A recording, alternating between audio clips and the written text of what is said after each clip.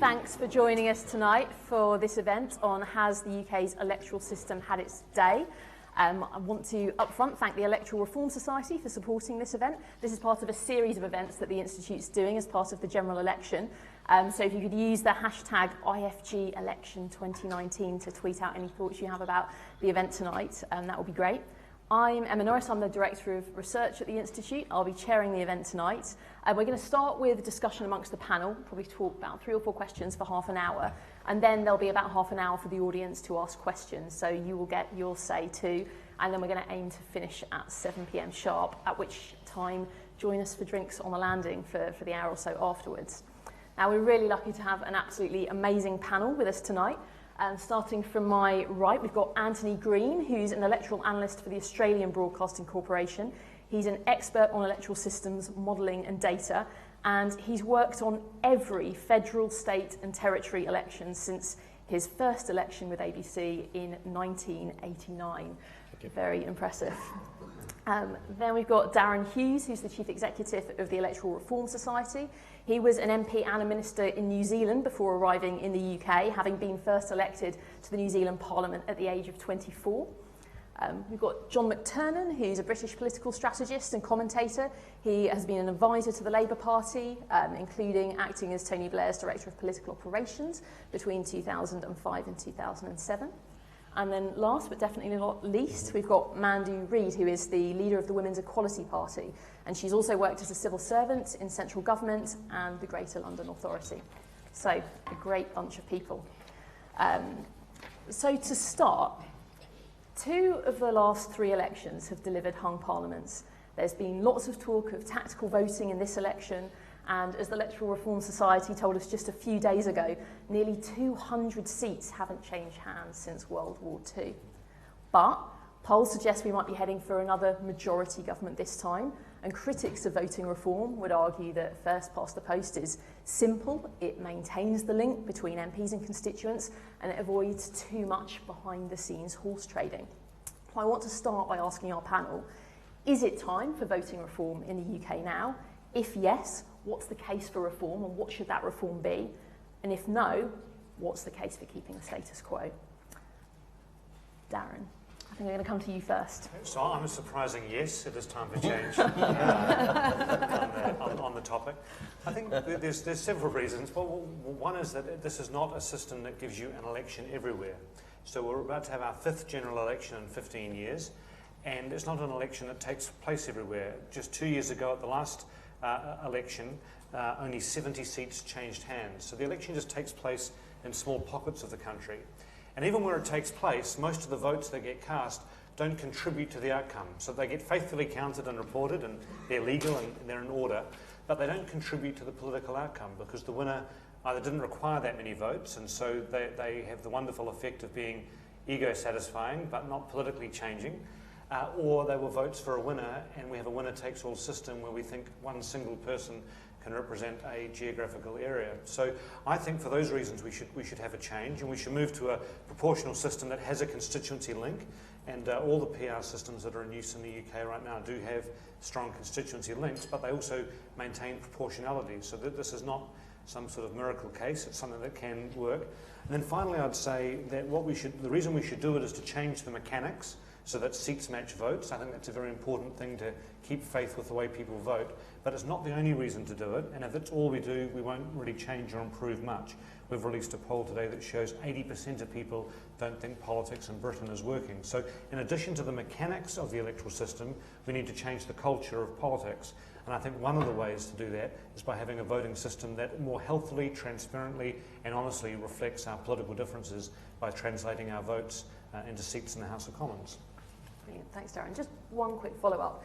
I imagine that some people might argue that one of the reasons we found, for instance, Brexit so difficult to reach a resolution on is the kind of parliamentary gridlock that we've seen in the last months and year. So wouldn't a shift to the kind of system you're talking about potentially make that a common feature of political life? I think it would make it an easier feature because you'd know long in advance where the differences lay. I mean, at the moment we're asked to go and vote either Conservative or Labour if you believe in the 2-party model of first past the post. But you don't really know what coalition that exists within that party is going to be in charge. You're totally blind or powerless over which which faction of the party will be dominant. And so I think that's been part of the problem with the Brexit impasse, has been trying to put together too many things that just fundamentally don't fit. Parties either flying apart because they can't resolve their differences and they've tried to pretend they're a big tent for everybody, or the second problem has been that parties have a bulk of their voters supporting one style of Brexit or Remain, and yet the number of seats...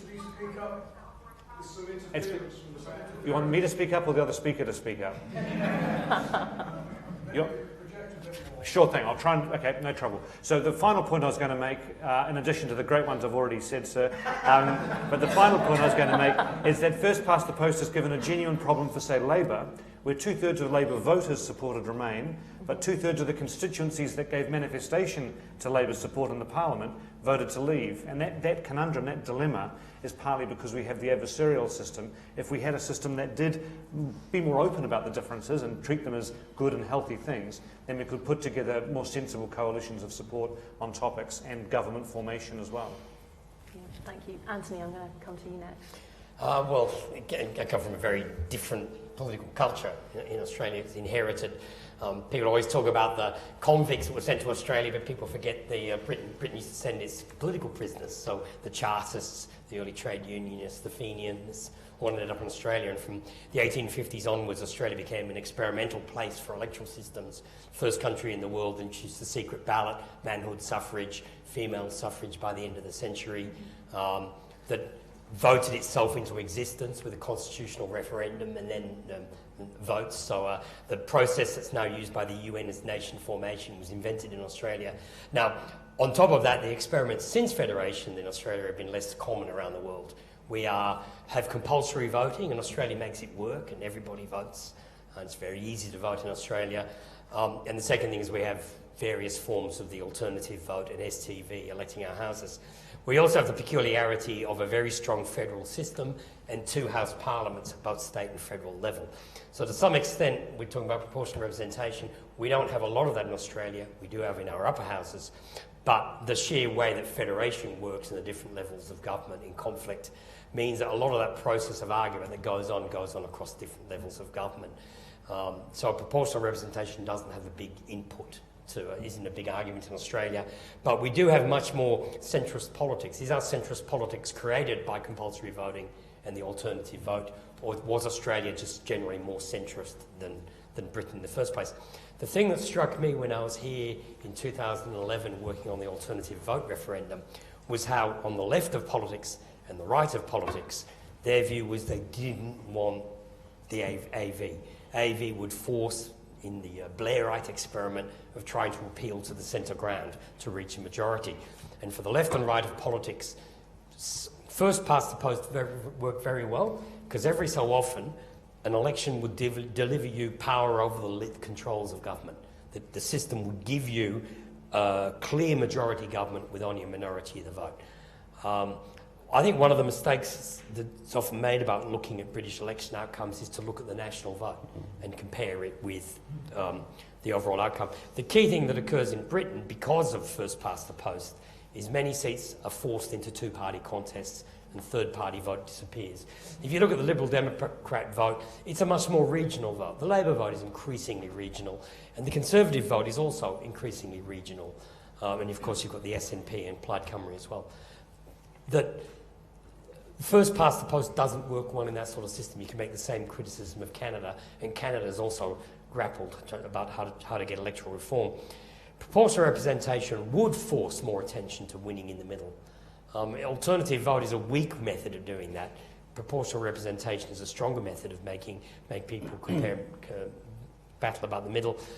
Would this cause the party system as it's structured in Britain to start to break up? Would it force the different factions of the Conservative Party apart?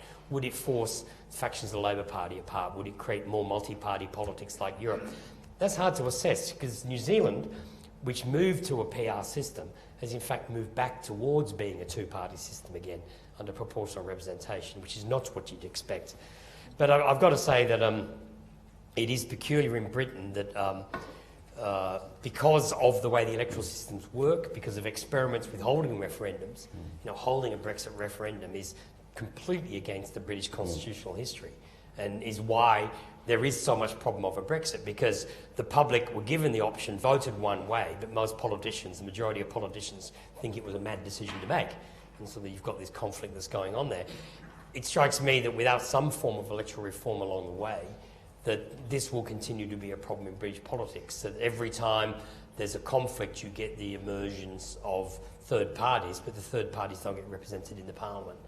And so I think there's an argument for some form of reform, but the one point I would make, I think there is a quaint British tradition which is in the way of every attempt to get any form of reform in this country, whether it's greater turnout or whether it's changing the electoral system. Britain's the only country in the world that insists on knowing the result on election night. As long as you have this rule that you must start on the night and the Parliament must meet the following week, you will never get reform. Nowhere else in the world does that. This is something that was invented in 1918 when all the elections were converted to be on a single day. And they kept with the tradition of the Parliament meeting the following week. And that's where it came from. But nowhere else in the world does that. We get preliminary results on the night and it's settled over the following fortnight. But you will not get things like absent voting, where you can vote away from your polling place. You can't have that under the current system. You can't have more complex form accounting under the current system. Unless there's some reform in that area, then all these attempts to get reform will bog down on knowing the result on the night. Anthony, if I could just have one follow-up question. Yeah. One of the arguments that at least I've heard for voting reform is that it could promote greater democratic engagement, greater kind of trust in politicians. Is that something that you've seen in Australia, for instance, after the Senate reforms in 2016? Do you think it's had that impact? No, the Senate reforms, I suspect, I don't think people understood them. It's a second chamber, it's a big ballot paper, nobody really understands it. But anyway, it's a mechanism process rather. I think the oddity in Australia is because of compulsory voting, it's mostly compulsory voting which creates the difference between Australia and other countries, that you can't just ignore a part of the electorate, you have to engage with it all. So I think it's very hard to get compulsory voting introduced in other countries. It's been in existence in Australia for 100 years. It is easier to vote in Australia than not vote, because if you don't vote, you get a fine notice and you've got to fill it in and you've got to do all sorts of things. So it's very easy to vote in Australia. You can vote at any polling place. You can vote outside your district. You can vote before the day. It's very easy to vote. So there's a lot of engagement in that way. I don't think people are necessarily more involved in the process of politics. I think more average people are involved, where in Britain they may not vote at all. But in terms of activism, of people being involved in politics, Australia is a very passive society. One of the arguments about political parties is one of the functions of political parties is to turn out the vote. The parties don't have to do that in Australia, and that's why Australia has one of the lowest levels of party membership anywhere in the Western world, because they don't have to knock on doors and get people out to vote. So in that sense, there's less engagement. But I think as a general, I would say that getting people involved in politics, I don't think there's it's very hard to turn your lesson of Australian politics into other countries. Every country's got their own institutions and everything is peculiarities. But as I said, the one peculiarity of Britain is the all standing on stage on the night and reading out the numbers. Thank you. Mandu, I'm going to come to you next. As the leader of a small party that's kind of new kids on the block, of course, I think it's pretty straightforward to predict my attitude. And when I was coming here today, I was thinking, let me try and flip this on its head. First past the post. What do I like about first past the post? And it felt like I was asking myself, what do I like about measles or having a hangover? Really, really difficult to come up with anything. And the arguments that are traditionally put forward in favour of first past the post, in my view, they just don't stack up. And they certainly don't stack up in 2019 in the situation we find ourselves in here in the UK. Public trust in politics, in politicians, in our political institutions is at rock bottom. A recent Ipsos Mori poll said only 14% of the public believe that politicians will tell the truth. It's lower than ad execs. Ad executives score higher than politicians at the moment. And just for contrast, nurses score the absolute highest with 95%. I don't know if that's something to do with the fact that it's a profession dominated by women. Who knows? But in any case, so here we are in a situation where public trust is on the floor. It isn't just about the kind of debacle of how Brexit's been handled, whatever your views are on Brexit. I think it tracks back. It tracks back to 10 years ago, the expenses scandal. It tracks back, you could argue, to people feeling that they weren't listened to when they tried to protest the Iraq war. So there's all of this history that has kind of accumulated, and we're in a situation where people don't feel represented. People talk now, and I don't remember this when I was much younger, about feeling politically homeless. You know, we have the situation that's already been alluded to where it's only a tiny fraction of seats that are actual, real, genuine contests. Where I live in Lewisham East, it's bright scarlet red. The whole entire council is a Labour council. All the MPs in the borough, 3 constituencies are Labour. And so you have this vibe of where, yeah, there's a general election going on, but it's more kind of window dressing, rather than a situation where people's views, people's feelings, people's fears, people's concerns, people's priorities are actually being addressed and heard by the system in question. And you also have this kind of really unfortunate mismatch in different parts of the country. You know, for the SNP to get 1 seat in 2017, they only needed 28,000 votes. For the Green Party to get 1 seat, you know, in the election, they tallied 500,000 votes, you know, and that returned them 1 seat. So what we have is a situation where a lot of people believe passionately in some of the most pressing issues of our time that perhaps a party like the Green Party stands up for and represents, yet there's no way for them to really kind of express and communicate that. No wonder people feel detached and disillusioned. The other thing that people say about first past the post is, oh, strong and stable governments and strong oppositions. Hello, when was the last time we had one of those? That's not part and parcel of the reality we find ourselves in, so that's debunked. Another kind of, I think, thing to challenge about people who, you know, wave the flag for first past the post is that idea of, yeah, but if you have a proportional system, you know, the extremes will get representation and we don't want that. You know what? I think that is in some ways a lot healthier.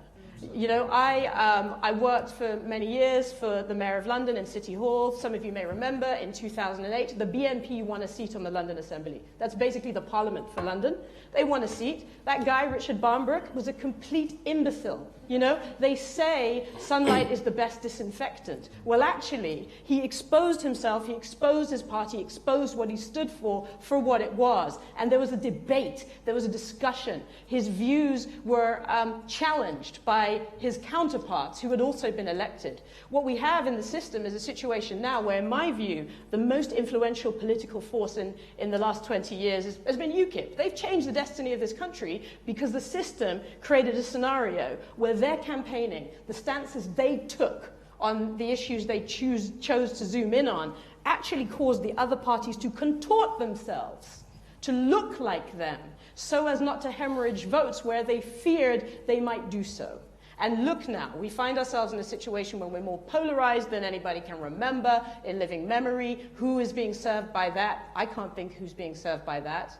A party like ours is in a situation where we have to use kind of guerrilla tactics to amplify issues that we know a lot of people care about because the system doesn't create platforms or spaces for that to work for new parties. You know, Change UK, how long did they last? They last 6 months, and they had huge amounts of money behind them, huge amounts of resource, and I'm not saying it's a sad thing that they're really kind of dwindled and are about to fizzle out, but the point is there isn't space for the challenge that's required and for the complexities and nuances of people's lives to be properly represented and heard. Thank you. John, I'm going to bring you in now. Yeah, I'm in favour of the current system, first past the post, because the most important governments of the last 120 years, 1906, 1945, 1979, 1997, different parties, different leaders, they were able to make decisive changes to the United Kingdom because they had substantial majorities. The minute you move towards a proportional system, you end the chance for decisive change. And without the change of 45 or 79 or 97, our country would be a much worse country. That's the first thing. Secondly, for me, the most important thing in politics, in electoral politics, is So there are broadly, we can see it in this election, there's two main campaigns. One campaign is steady as she goes, get the job done, finish, we started, let's finish. The second one is time for a change. But there's a third one which is really important, and proportional representation prevents this, and that is kick the rascals out. The problem with PR is you can't get a party out of government. I'm not saying all of Italy's problems are having a Christian Democratic government from the 1945 right up until Totopoli. Certainly it contributed to the problems of Italy, and the electoral system did too. But I think kicking the ability, the negative ability of democracy is important, to chuck somebody out. I do believe, I don't fetishize the constituency, individual constituency link. I do think if you have a constituency, it should have one member. I think multi-member constituencies are, they destroy the point of a constituency member. A constituency member gives direct services to the people of that place. They represent that place, they're for that place. They give individual services to constituents, but also to business interests there, to other social interests. And we know how important placemaking is. All of politics, a lot of people talk about placemaking now. To abolish that link between one place and one representative is a really, I think it would be a really retrogressive step. I don't think the Parliament has been hampered in dealing with the Brexit impasse by first past the post. I think the last Parliament we had was incredibly mature in being able to represent the breadth of the interests of the country in the discussions around Brexit. And the fact that we have an impasse is not because of the first past the post electoral system. It's because in Britain we are fundamentally divided about what we think the best thing for our future is, which is why the vote was 52-48. I voted to Remain, yet when I say to my Remain voting friends, it might not be as bad as you think, they think I am crazy, because it's become an item of faith that leaving, if you're a Remainer, leaving is bad, and if you're a Leaver, the remaining would be bad. So I think the impasse is there, it's in the politics, which is really my next point, which is the problem in Britain is within the political parties. The one reform we need is to stop political parties allowing their members to choose their leaders. That was the moment this thing went wrong. The peer group, the parliamentary party, should choose the leader because they know whether that person is up to the job they're being selected for, which is leader of a parliamentary party. They've seen the person up close. The reason why the Labour Party has a leader who is not a Labour Party person in any dimension alien to our history is because some members of the Parliamentary Labour Party believed that selecting somebody to nominate them for the position of leader of the Labour Party could be done as kind of like a joke. You could nominate somebody who you had no intention of voting for. That should never have happened. The Parliamentary Labour Party should have chosen the leader, and there would now be a very different contest if only the Parliamentary Tory Party and the Parliamentary Labour Party had chosen their leaders. We wouldn't have parties driven by their extreme wings. We'd have parties, because what we find out from the Labour Party and the Tory Party is Tory Party, tiny membership, Labour Party, large membership. Both those memberships are equally eccentric to their voters. They are at odds with the actual voters. So the people who are politically homeless are people like myself. Most people in the country actually want a centrist government of some sort. And I think you defeated your argument a bit when you talked about how UKIP were the most influential party of the last period. They've managed to shape politics without being in Parliament. Politics doesn't only happen in Parliament. Greta Thunberg has had a big impact from being a sole Swedish schoolgirl sitting outside on strike to a movement which is shaping the manifestos of all the political parties. So the notion that politics is only in Parliament, I think, for me, ultimately, I'm for the current system because it gives you the decisive breaks. It's not the one that I think the argument that Antony was making that you're willing to lose because you get control. It's actually, it's that if you have a leader and a programme, as in 1906, 45, 79, or 97, you can do the really important things that are crying out to be done in your country. And each of those governments, so 6, 45, 79 and 97, took the biggest problems of their moment and dealt with them. And that would stop being possible in some kind of PR system. Thank you, John. I want to take that point and come back to the rest of the panel. So, John, I think you're arguing that essentially radical change is only possible under first past the post. Darren, what's your response to that? Well, I think John sets out some values of the current system, and every voting system has its pluses and minuses. I think you have to concede that point. But I don't think I agree that only the current system can lead to major reform, because number one, the UK is not the only place where reforms happen. Obviously, they happen in lots of other countries, and this is a very unique voting system here of winner takes all, first past the post. Most countries have moved away from it. Obviously, countries like Australia and New Zealand have had reform programs as well. New Zealand's a quarter of a century now under PR.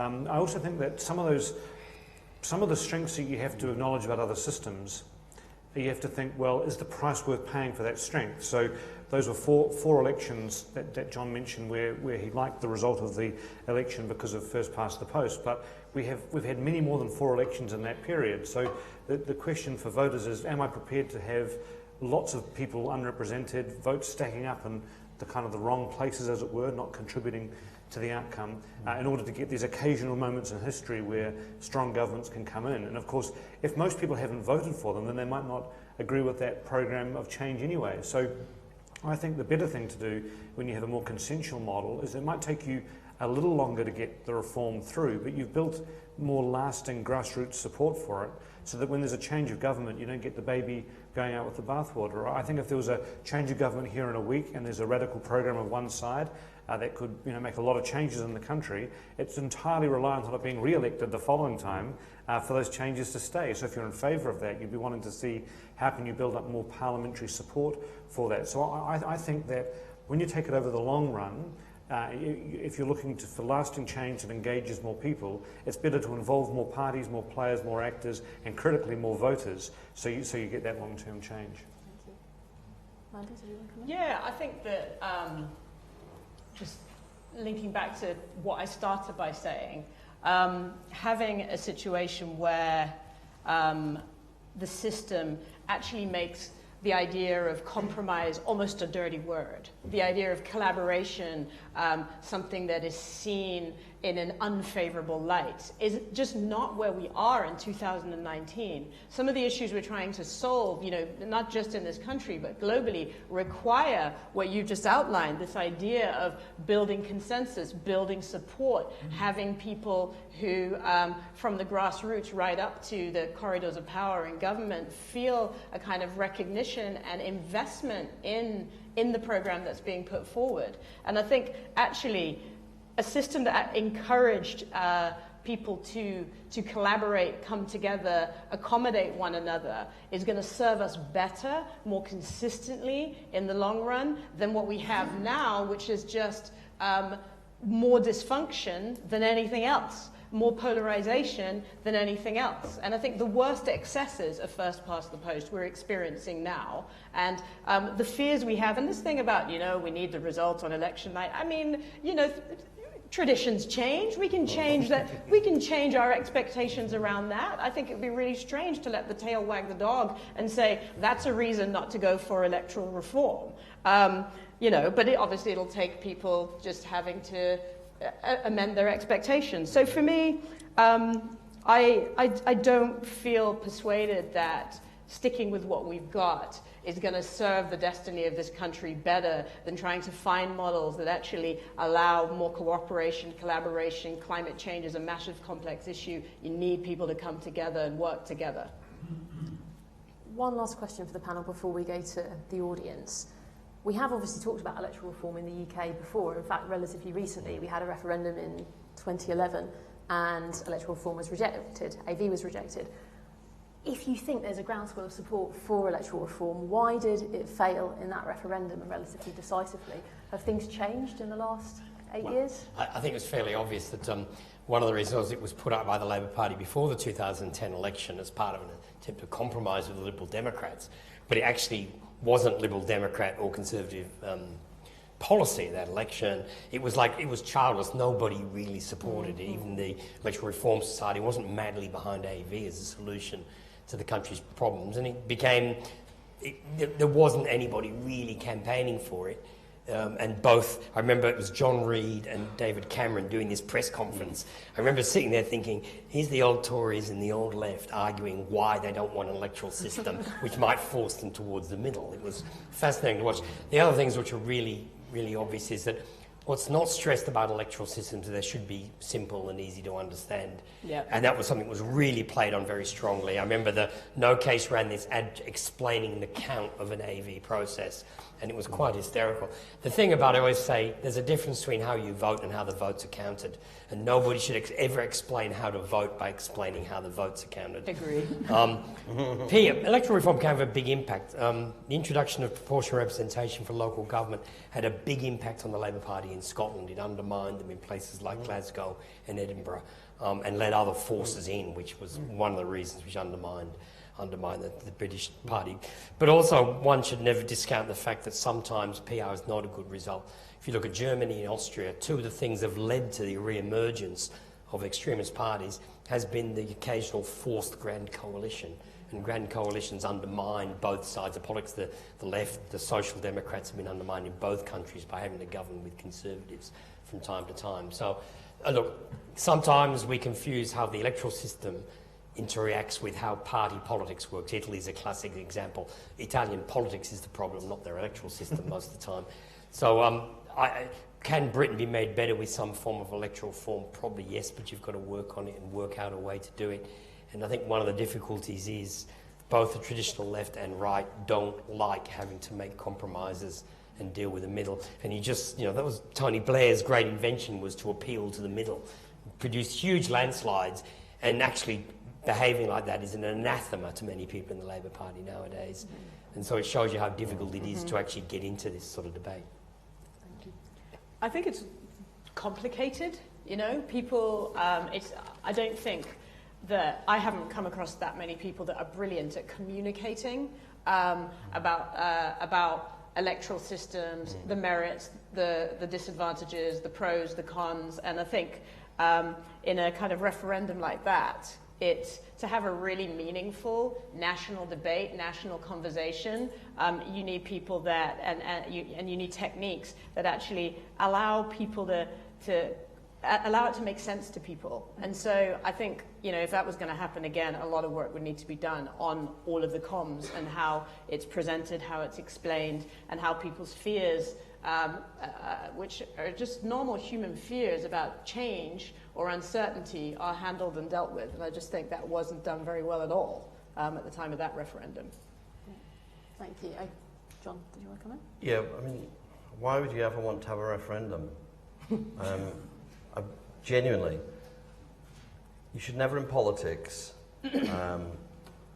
offer the chance of a choice where you might get the wrong answer. And that's what we got in the vote on AV.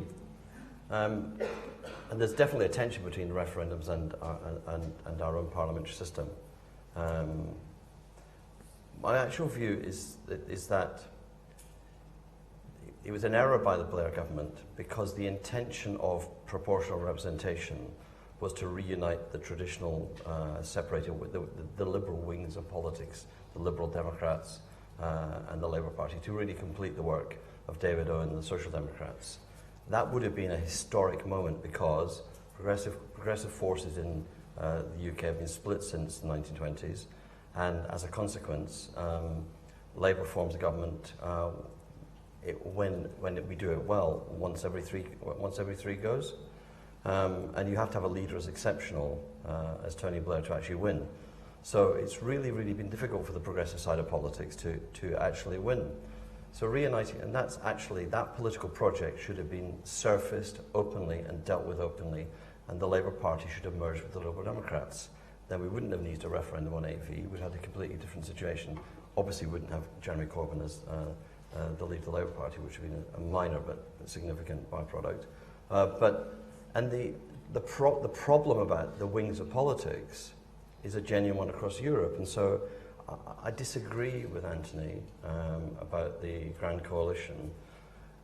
The GroKo in Germany is analogous in many ways to what Hungarians are doing to oppose Orban, which is that when you are faced with populism on the right and on the left, it turns out the difference between Christian democracy and social democracy and liberal democracy is very small, because the key part of being a Christian Democrat, a liberal Democrat or a social democrat is you are actually a Democrat. So to fight populists and the populism of the left and the right, we are going to see in European politics, we're seeing it already, we see it in Sweden, where the traditional Social Democratic Party have broken the left bloc and now govern with the Greens, but also with Conservative parties and centre parties. Because we are dealing with different political forces, different things will have to be done by those who wish to defend democracy. And I think when we talk about the systems of AV, actually, fundamentally, we're in a major fight about defending the life of democracy. We have got significant and substantial interference in all European elections and in British elections by the Russian Federation. A very weak Russian President, Putin, is very strong and powerful in interfering with the politics across Europe. That's a real threat for all of us, and fighting the information warfare and fighting to preserve democracy. Even the European Union, my last point, the European Union, a club that I want us to stay in, has been unable to defend itself as a club of democracies. It has allowed Poland to do what it's done. It has kept Hungary as a member of the European Union. It's allowed Romania to do what it's done. That is actually a violation of one of the central reasons why we've supported the European Union on our membership and the expansion into the formerly occupied communist territories. So there's a really big battle, which isn't at all about our electoral system. It's about the fight to defend democracy. And it's a live fight. It's one that we should concern ourselves with. Can I just have a quick little referendum question? Very quickly, I want to go to the just audience. to say that I think that the two referendums that have been held UK-wide really show how difficult it can be to keep people focused through a campaign on the question on the ballot paper. And I think that in the referendum on AV in 2011, which does feel like an eon ago in terms of the politics that has gone under the bridge since then, you only got a 1/3 turnout, and most of the campaign was about the politicians involved, Nick Clegg, Labour people who didn't like Ed Miliband being elected, being able to openly campaign against him because he was in favour of AV. So even saying that now shows how irrelevant all those kind of fights were. So I think if we're going to have referendums, we need to make sure we have processes that allow for proper information, education, citizen engagement. And I think if we're going to move electoral systems, then maybe going down the model of a citizens' assembly for its design, followed by a trial period where we give it a go and then come back and say we've tried both of them, now what do you prefer? As opposed to these kind of faux wars that we have, phony wars really, on referendums. That's all I wanted to say. Thank you. Okay, now over to the audience. I'm going to take questions in threes, and if you could just tell us your name and where you're from. I'll start here.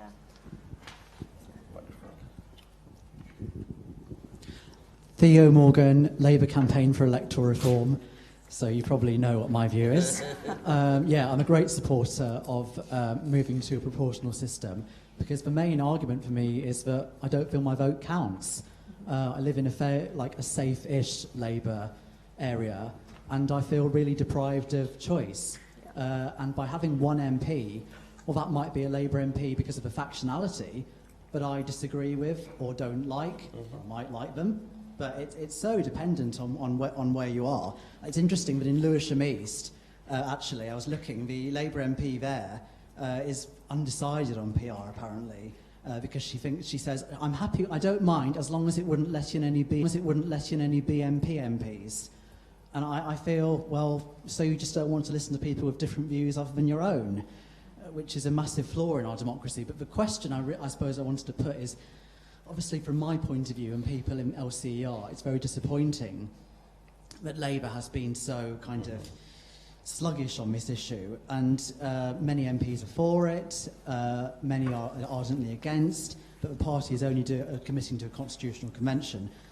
Why are they so against it? Is it because they're actually quite authoritarian? Thank you. Okay, got one here and then one at the back there. Thank you. Keith Sharp, Liberal Democrats and a member of the Electoral Reform Society. I should like to respond to a couple of points that were made. Your opening point, Emma, about behind-the-scenes horse trading, if you read Chris Mullin's View from the Foothills, you will realise, and I'm sure you do from the expression on your face there, that the behind-the-scenes horse trading takes place within political parties. If you look at the coalition, any horse trading that took place was centre stage and people could see what was going on. So that's an argument for consensual working across parties. I have to comment, know the result on the night. I was once told that the UK couldn't possibly change its electoral system because it would destroy election night with all those results coming through. And that was put forward as a serious argument. The point I wanted to make, though, to John is and Darren hinted at this, what you're saying is that it's worth putting up with these results where the voters are cheated because they don't get what they voted for, because every 25 years or whatever, a government comes in which does something. The issue I have with that is that if it isn't democratically supported, then why are they given this mandate to go ahead? And if you look at 1997, which I assume you're obviously quite close to, sure, Blair deserved to win that election, but a majority of 179 seats in Parliament was A, not democratic, probably wasn't even good for the Blair government, because that stopped any kind of relationship between Labour and the Liberal Democrats. Okay, thank you. Those are all very good points, but can I ask people to ask questions? Otherwise, we're not going to get through a couple of rounds. Very good. So my question, and this is Charles and I'm from the Health Foundation. My question to the panel is, your ability to reform, you can't do everything that you'd want. You have to choose a reform. I thought Antony made a really important point about the importance of people engaging, turnout and voting, to gain the centre ground. And I want to ask the panel, if you could have one reform, why would you choose electoral system reform rather than giving the vote to 16 and 17-year-olds? Because 16 to 17-year-olds is something that actually I think a lot of people could get quite passionate about. They could understand and actively campaign for. The second thing is that I think there's quite a lot of evidence that if you vote once, then you get the bug and you vote for life and you're engaged. And at 16, 17, where people are still in education, still in those formal structures, not moved away from home, it's a time to capture them and engage them. So, if you had to choose 16 to 17s or PR. Thank you. Okay, I'll take one more question. Yep, over here. That's a brilliant question.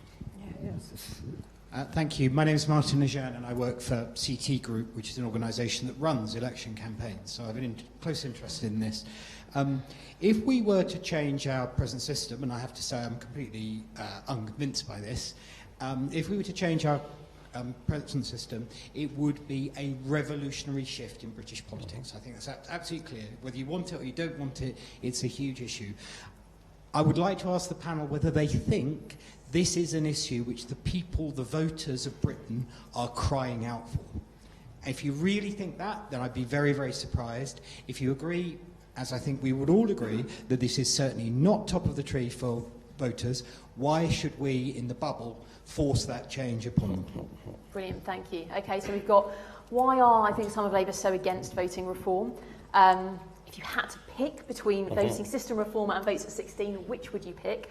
And do voters want system reform enough? I can have a go. Sure.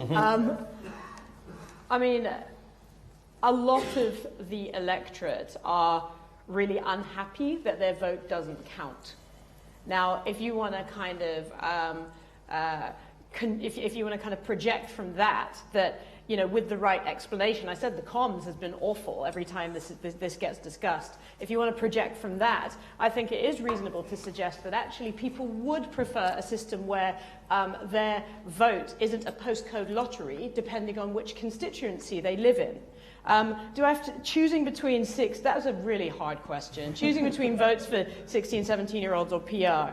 I feel really torn by this. I definitely want both, but I think I'm going to lean towards PR, but with political literacy underpinning it, starting with the youngsters as early as we can get them, understanding, engaging, and appreciating the role and contribution their vote, their participation will play in as you were talking about preserving democracy. I think how can we be satisfied with a system where so many people, in this election are just trying to figure out, they're voting against something they dislike rather than for something they believe in. If we're talking about preserving democracy, if we're talking about the principles that underpinned why democracy is so important, there's no way we can sit back and just allow that to be the status quo. Thank you. Who wants to jump in next? Sure. So just maybe on Theo's point about Labour, I mean, I think there's significant elements of Labour that are in favour of reform, and our task is to try and bolster that by quite some margin.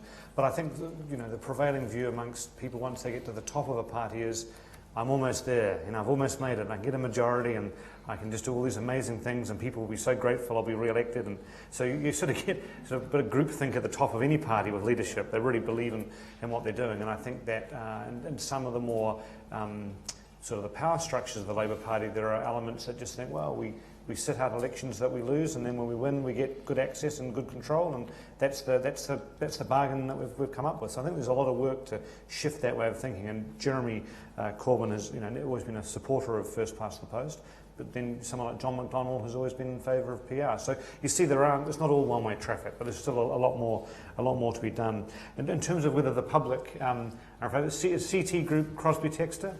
Well, maybe we need to get Crosby Textor on board to publicise the need for electoral reform for us, and have sort of pan the ideological divide on the topic. But I mean, I think that really it's a measure of the cynicism that people are used to complaining about politics and nothing ever changes. So it's sort of baked in that, of course, they'll never change their own industry. That doing this job has really taught me why we don't let industries regulate themselves. We put independent regulators in charge because people are pretty hopeless at setting the rules for their own game, and that's what we've ended up with in politics. So I think that you can see when so many people's votes don't count, if we could offer people a system where their votes did count, they did contribute, and politics was more consensual, then I think once people could compare the two, they'd look at the two and say, we might have been used to one system, but we see this alternative working better. And in the case of New Zealand, after many years of using PR, there was a referendum to confirm whether they wanted to keep it or not, and it actually won by a bigger margin than the first time. So I have hope that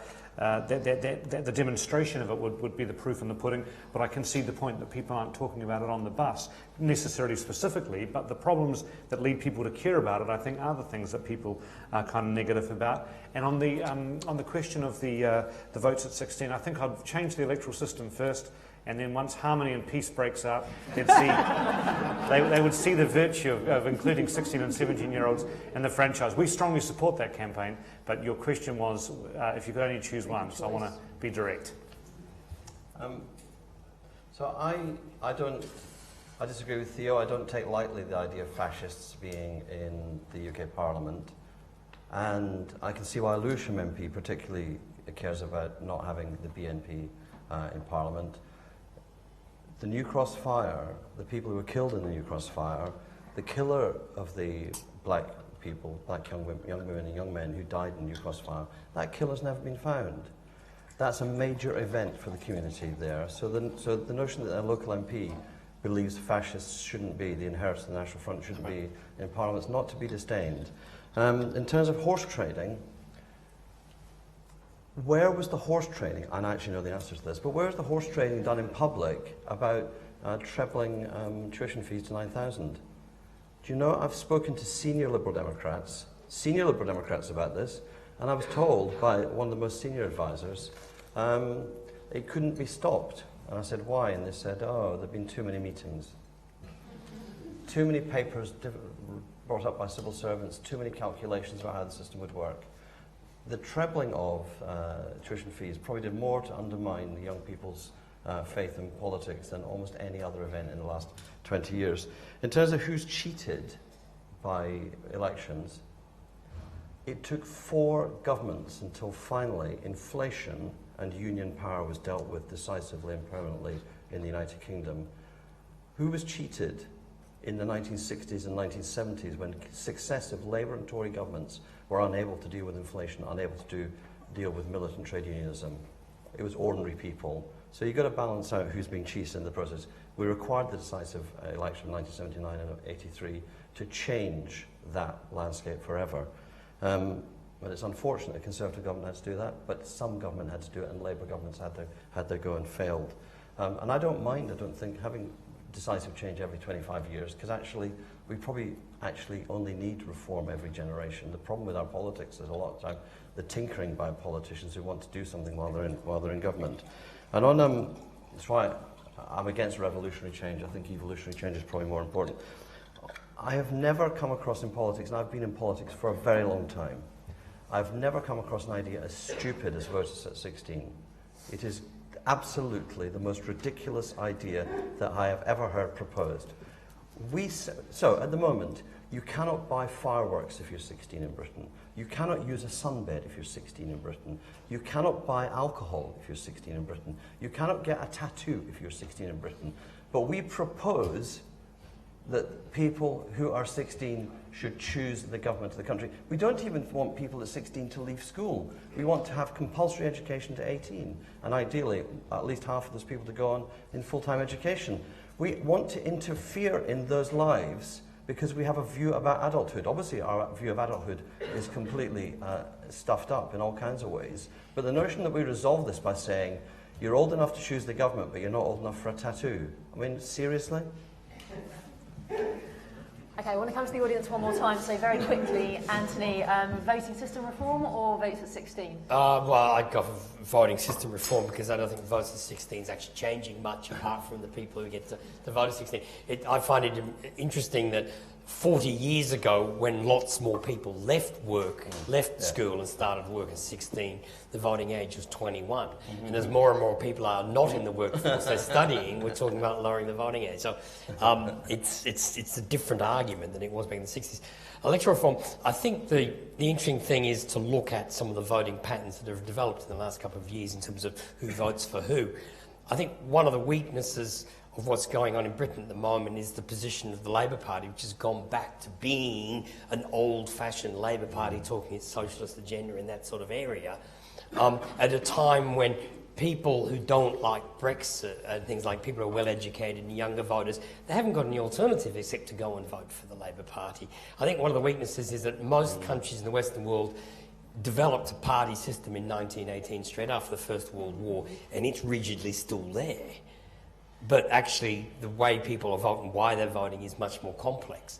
I think there's arguments for the way that the parties, and I agree with John about the party leadership issue, although you've worked in Australia and you know how Australian parties chop and change leaders very quickly. So let's not say that leaving it entirely in the hands of membership is the best thing in the world. I think there's an argument for some form of reform. I think it's interesting that in looking at both Scotland and Wales when that system was introduced, I mean, the point of PR was to ensure the Labour Party didn't have total dominance of both systems. And it was quite a concession by the Labour Party at the time to accept that they couldn't have total control in that area. It's interesting that it requires somebody to give up power to get that sort of reform. And at the moment, the way the system works, both the Conservatives and the Labour Party think that they, under the current system, it works in their favour, is from time to time they get total control. And so therefore neither of them will concede the point towards reform.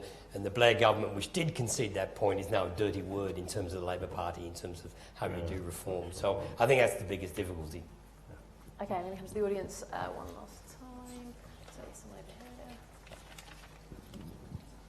here. Hi, Latika Burke from the Sydney Morning Herald. Anthony, nice to see you. My question is mainly for you. Do you see any value in turnout if Britain held its elections on the weekend? Because one of the really odd things I've seen them gravitate to is our democracy sausage, and it appears to me that that's a cultural thing we can only achieve through holding that on the weekend. Well, it's sort of, in Australia you can vote at any polling place in a district. You can just get your name marked off the roll. There's no fixed precinct voting. You don't have to vote at a particular polling place. You can vote beforehand, you can vote absent. There's a whole variety of ways. Now, you have to do that if you've got compulsory voting, it must be said. Yeah.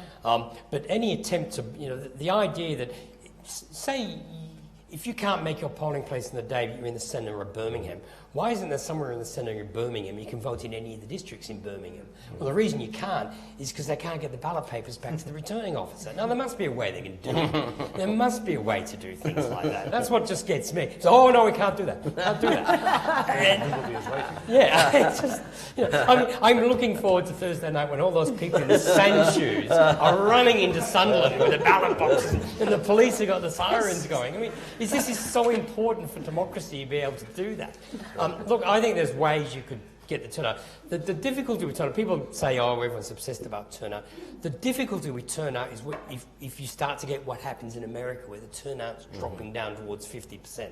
And the only people who turn up are the people who are obsessed about things. That's when democracy is bad. That's why you want to get higher turnout so that you actually haven't considered the people who've just got a view. They're not obsessed about it, but they've got a view. So I think anything that increases turnout is a good thing. And it does strike me that any attempt to do that, or even any form of it, I mean, I've been working for 30 years. I've covered something like 70 alternative vote referendums and elections in Australia. And when I came here in 2011, and everyone said, oh, you can't possibly do that. We can't count those votes. It's too difficult. And then so we can't cope with numbering the ballot papers. And then somebody said to the no advocates of that, said, but Australians can do it. And we never heard that argument again. That's how easy it is. You can... look, I think there's some sensible forums in that area. And that the other thing I'd point to, and this was the example from Scotland, is once you had PR in local government, it changed the way the party boroughs work. If you introduced PR into local government in Scotland, in England, you would get Conservatives elected to councils in the northeast. You would get Labor people elected to rural councils. And that's where you start to get some shift. I think one of the biggest problems is you get these blocks of areas where the other party doesn't walk into. And so if you're going to go for reform, I would start with local government, and then it starts to make sense to people.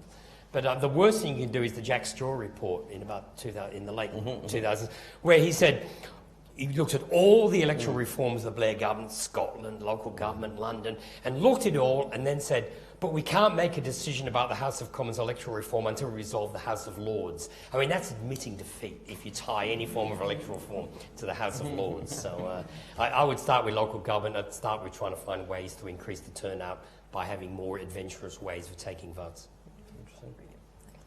I'm going to take one more question because we're running out of time. So who's got a really good one to answer? Jason Groves from Australian Liberals Abroad. I was just wondering what the panel thinks of whether having party members elect leaders of parties has helped politics and engaged it more by encouraging more members, or has been bad because you've got party leaders who don't necessarily are as popular with parliamentary party. I've got to say that I think Jeremy Corbyn has done more damage to the campaigns around the world to have party members elect leaders. That's just what I'll say. It's gone off the boil in a lot of countries since. Mandu? I mean, you've kind of covered that, haven't you? I'm against it. Quite thoroughly. I can see a situation where it actually does yield something that hasn't been as damaging as Jeremy Corbyn's tenure seems to have been for the Labour Party. I find it really hard to completely distance myself from having affection for the idea of the grassroots of that we keep talking about in this discussion, the grassroots of our electorate having a way to kind of influence leadership, and therefore candidates for leadership having not just to swan around in Westminster and smooge with their own ilk, but actually present themselves as having something meaningful to offer to the people that they are there effectively to serve. So I wouldn't really want to rule it out just because you do have situations where the result damages a party that has had, has given the party more to contend with perhaps than it would kind of like to contend with. But just linked to that, other little reforms, we in the Women's Equality Party, one of the things that makes us different is we encourage political polyamory. which means, yeah, it's great. I love it. It means you can be a member of our party and a member of any other party you like. Like, it's not a problem. We're not possessive about our members. We don't demand monogamy from them. And that is all about trying to acknowledge the fact that people needs, expectations, demands of politics are a little bit more complex than the narrow system that currently defines how politics operates in this country and has done for the last couple of hundred years. Thank you. And I think the positive, if you think of what the positives might be, so the positives are that we are often saying, how do we get more people involved in politics? Yeah. And if you say, well, you've got a chance to choose who the leader might be, and that leader might become either the Prime Minister or the leader of a party in government, then that has a positive element to it. Another positive element might be that often when a party is in government, members of that party feel it drifts away from the true philosophy of that party, so there's a good internal dimension or dynamic there to keep people connected to it. So there are probably positives. I think on the flip side, even with the enormous surge in the Labour Party membership, less than 1% of people in the UK belong to a political party. Yeah. Being a political party activist is still a really weird thing to do.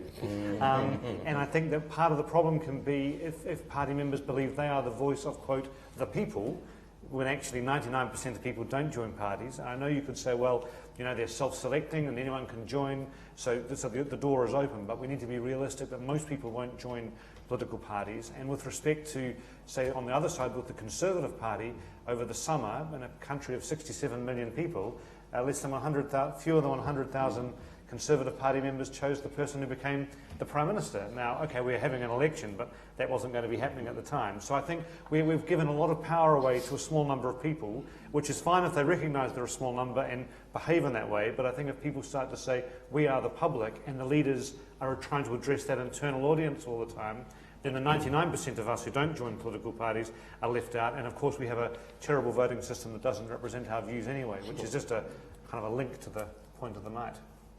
Thank you. John? Well,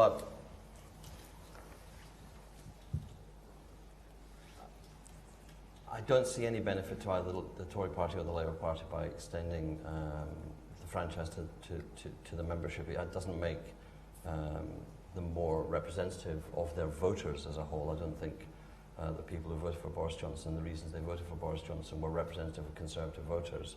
And I don't think that Jeremy Corbyn or the people who support him and voted for him are representative of Labour voters. And I think that contributes to that sense that people have of being politically homeless. And I think that the changes